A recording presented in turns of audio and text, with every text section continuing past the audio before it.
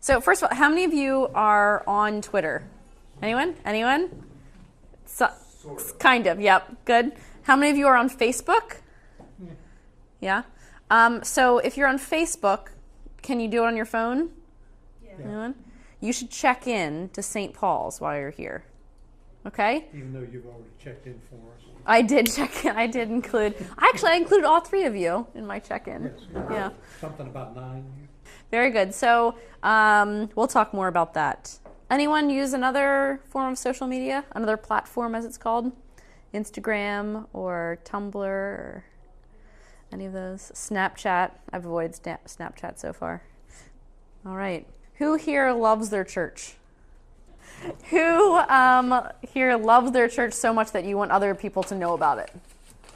So who among you that wants your church to know about your church isn't quite sure how to tell people?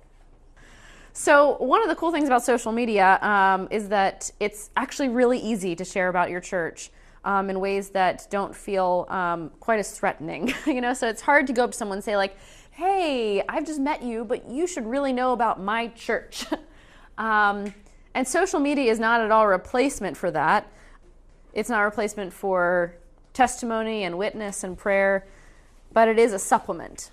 And maybe, just maybe, it could be a start of a conversation. So a friend sees that you checked in to St. Paul's and they say, oh, that's interesting. I've actually been looking for a church. And then they give you that opportunity to tell them about it.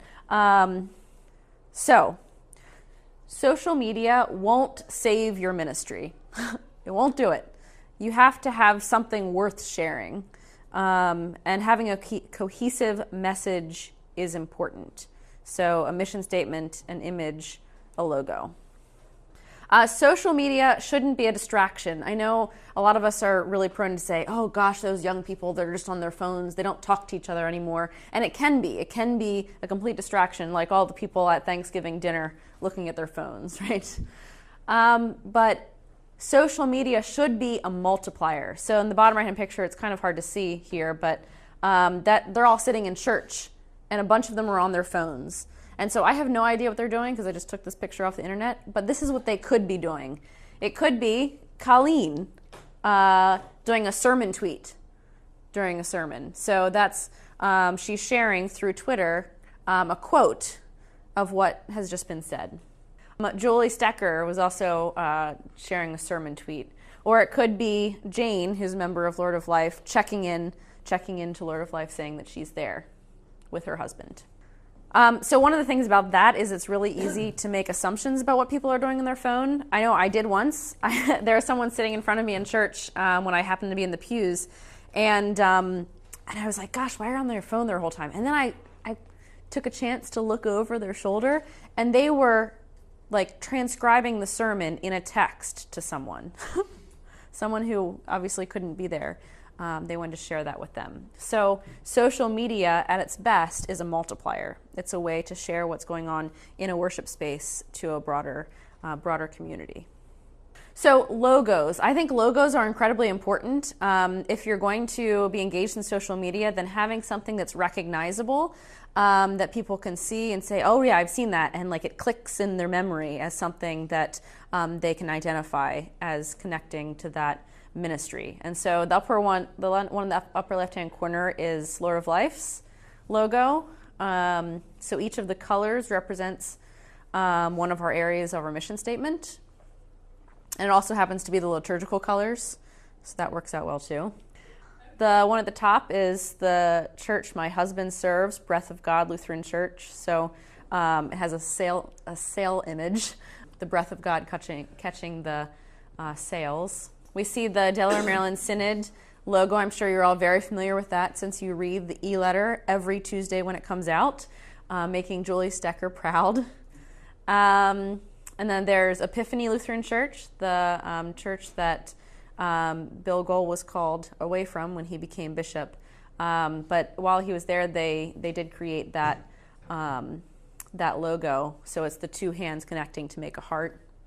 And then the Lutheran Youth Organization in the bottom right-hand corner. So that goes on everything that has to do with that ministry. So it should be something that's simple and recognizable and says something about what your ministry is about. Messaging. There should be a common thread. So short, memorable, meaningful, used often. Can be a mission statement or a tagline. Lord of Life has both a mission statement and a tagline.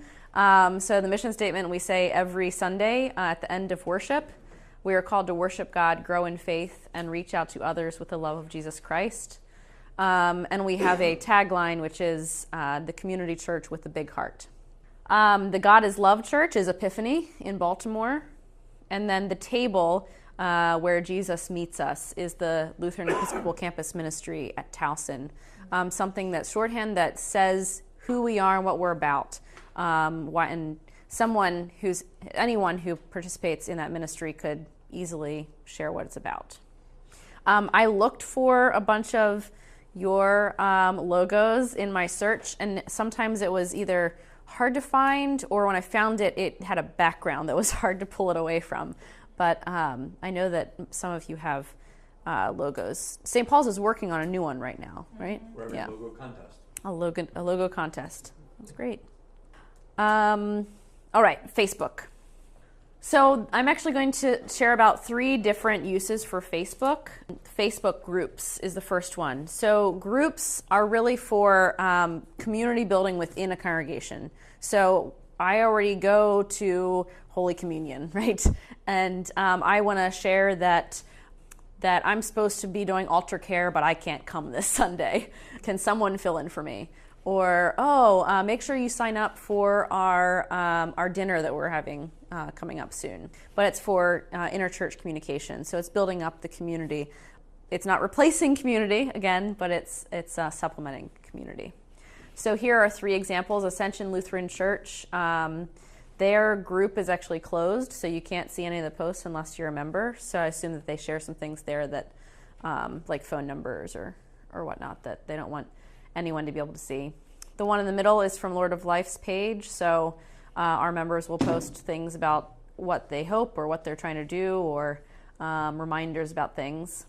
And on the right-hand side, you see that people are sharing about the food pantry overflowing. So that's, again, for interchurch communication. And I think all of your churches have groups. I know all your churches have pages. So people get really confused between groups and pages, and there was a time when you didn't have either and you just had people, and so you would have the person called Holy Communion Lutheran Church. But now there's such a thing as pages, and what that's meant to be, it's sort of meant to be like a website. So it's what you hope people who are considering churches will see. And so you want it to be accessible, you want it to have pictures, you want to have information that's really valuable. Oftentimes it will have a map, so you can see exactly where you're going. Church websites even don't have that oftentimes. In the middle, you'll see that this is from Lutheran Church the Good Shepherd, and so they have their weekly newsletter posts directly to it. So again, another valuable way to get information out.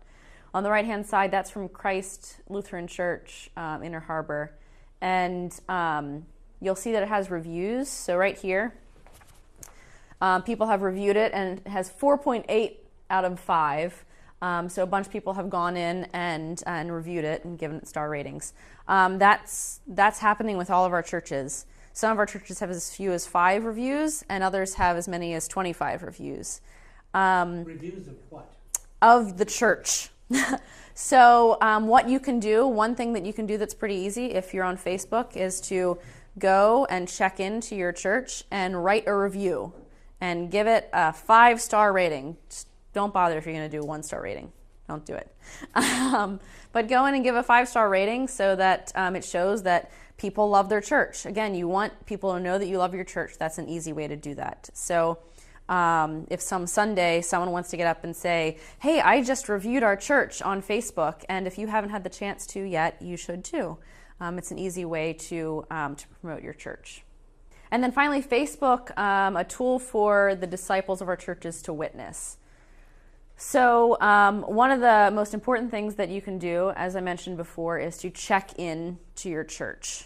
So when you get to church each Sunday, or maybe in the middle of the sermon, take a picture, or when there's a song that's particularly meaningful to you, write down a quick quote, and then check in to your church. And that, it lets all of your friends know that this is so meaningful to you that you're going to let the world know. So that's really valuable. And then people share pictures. So people will share pictures or updates or all kinds of things. So on the next page, so like one of our members shared an event that we had coming up. Another shared an event we have coming up. You can also do events on Facebook. So your pages can create events, and then everyone in the church can invite people to it. And I could go much more into that if you'd like to later, but I want to just get through all the things first. And then pictures. Nothing speaks to ministry quite the same way as pictures do. And so here are a bunch of different examples of people posting pictures. So the one in the middle is from this past Sunday at our church for Reformation Sunday, which was a little different because we had the red flowing fabric. And pictures from council night. What's more exciting than council? So you definitely want to share a picture of that. A picture of people becoming members around the baptismal font. Pictures from some of our recent events. So members posted a ton of pictures there. Actually, that's all one member posting a ton of pictures. Twitter.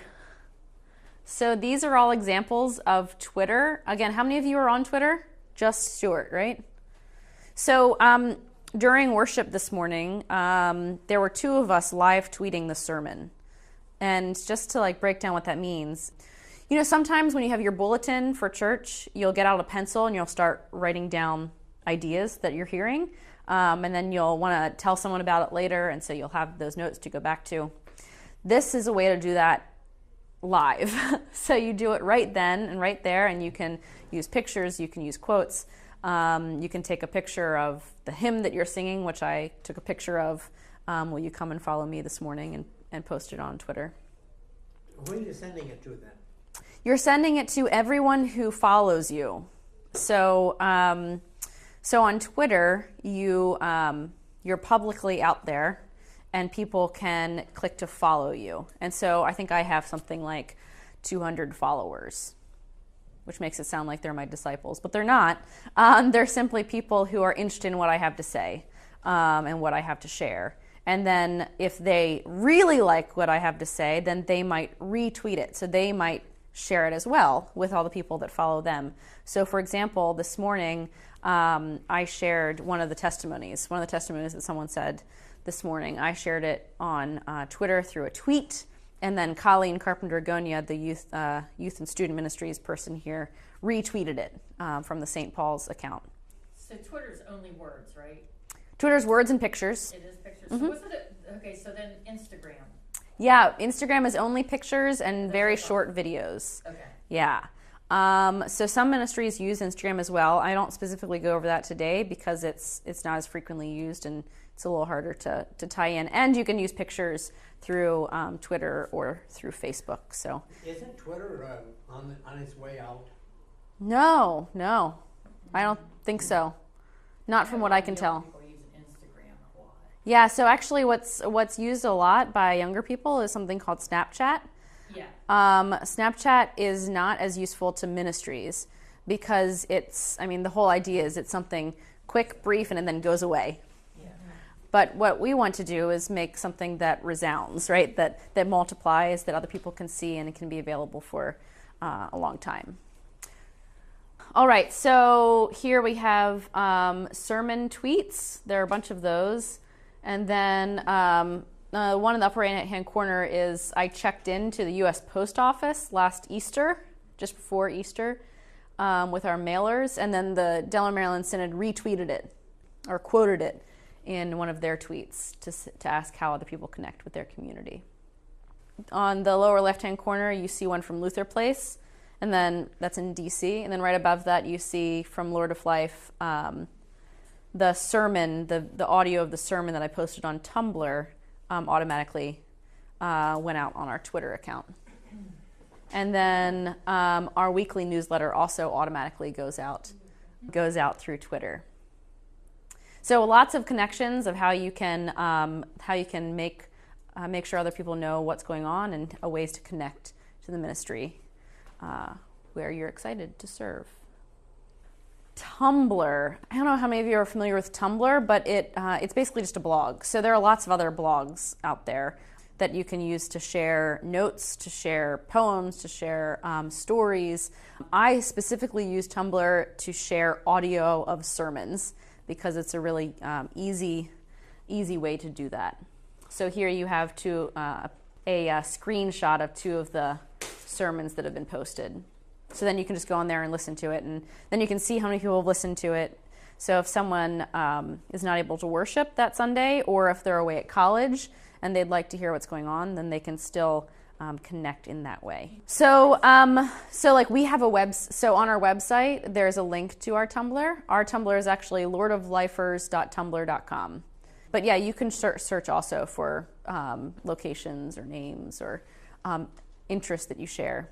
So. Do you have to join Tumblr to use it? No, you can actually just, so like to see our Tumblr page, you can just go to that web link. Website. Some people think that websites are kind of going out of style and they aren't really that important because everyone uses Facebook or what have you. But actually, for people who are considering a church they'd like to see, one of the first things they see is a website. If they're looking for a Lutheran church, they've probably looked on elca.org, locate a congregation, and one of the first things they do is click on the link to your website. And if they're looking for a church just in the area, they'll also go on a Google search, which will take them to the website. So you want your website to be user-friendly, to have the most important information up front, which is your worship times, and to have content that makes it look like something's happening. So one of the problems with websites is they're not as easy to update as, say, like a Twitter feed or Facebook, because you actually have to do some work to upload things. But if you can make it look like there are things actively happening, so having pictures of worship or of a big community event, and where it represents the full diversity of your community. You can also have a Twitter feed. So if Twitter is something that your congregation uses, you can insert a Twitter feed on the side of your web page.